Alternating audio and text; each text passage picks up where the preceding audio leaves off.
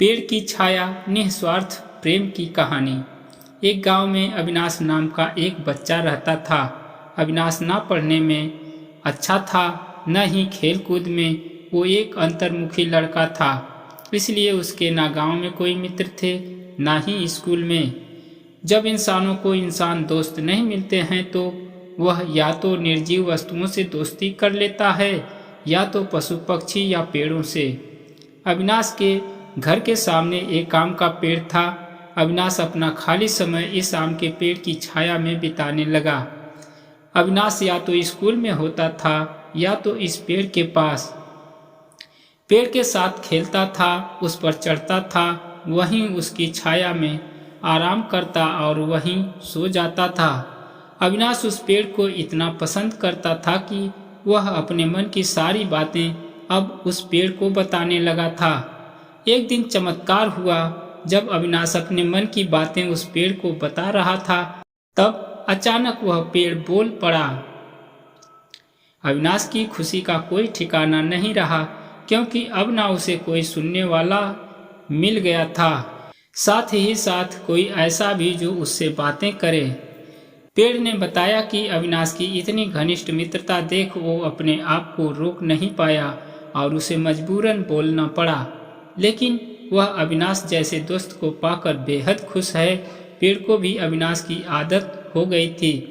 पेड़ अविनाश को एक दोस्त की तरह, एक बेटे की तरह दिखने लगा, उसकी फिक्र करने लगा, अविनाश की खुशी में खुश और उसके दुख में दुखी रहने लगा। इंसानों की फितरत है, वह समय के साथ बदल जाया करते हैं। समय बदला, अविनाश की उम्र बढ़ी, अब वह कॉलेज जाने लगा। उसने इस पेड़ के पास आना बंद कर दिया।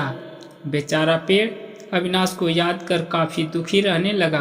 एक बार अविनाश को अपने पास से गुजरता देख पेड़ ने उसे आवाज लगाई और अपने पास बुलाया। पेड़ ने अविनाश से कहा, आओ अविनाश, मेरे पास बैठो, कुछ बातें करते हैं।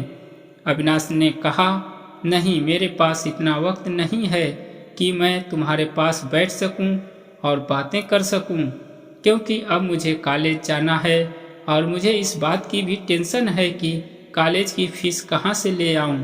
अविनाश की बातें सुन और उसको टेंशन में देखकर पेड़ बोला, देखो, मेरे पास पैसे तो नहीं हैं, मगर हाँ, अगर मेरे फल बेचकर तुम्हें कुछ मदद होती है तो मेरे सारे फल तोड़कर ले जाओ।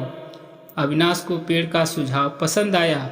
उसने तुरंत सारे आम तोड़ लिए और बाजार में बेचकर उसके अच्छे खासे पैसे कमाए और अपनी कॉलेज की फीस भर दी।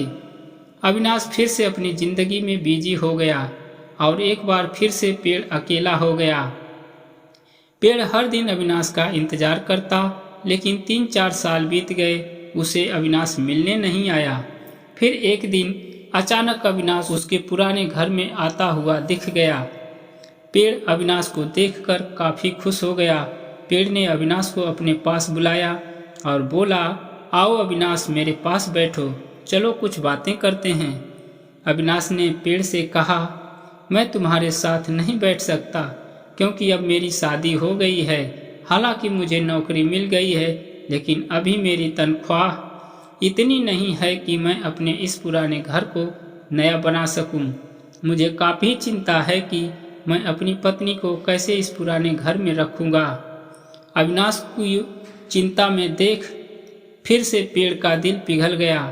पेड़ ने अविनाश से कहा, तुम मेरी सारी डालियां काटकर अपने घर को नया बना लो, इससे तुम्हारी समस्या सुलझ जाएगी। अविनाश ने पेड़ की सारी डालियां काट ली और बाजार में बेचकर उसके पैसे बना लिए। वो अपने पुराने घर को भाड़े पर देकर कहीं और रहने चला गया। पेड़ फिर से एक बार अकेला हो गया। पेड़ ने अब उम्मीद छोड़ दी थी कि कभी उसकी मुलाकात अविनाश से हो भी पाएगी या नहीं।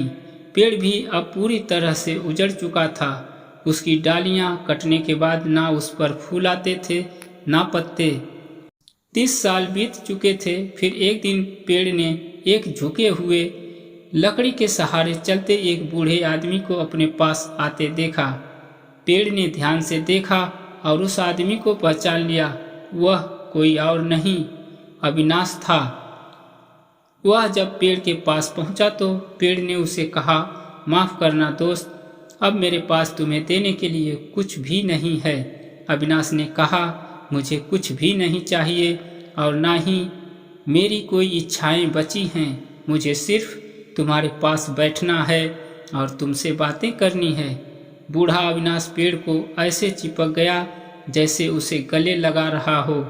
जर्जर और उजाड़ हो गए उस आम के पेड़ पर नई कूपलें उग निकली। दोस्तों, यह कहानी बड़ी ही मार्मिक है। अगर पेड़ पौधे और जानवर बोलते तो बिल्कुल वह इस पेड़ के पैर की तरह होते, सच्चे, वफादार और निस्वार्थ।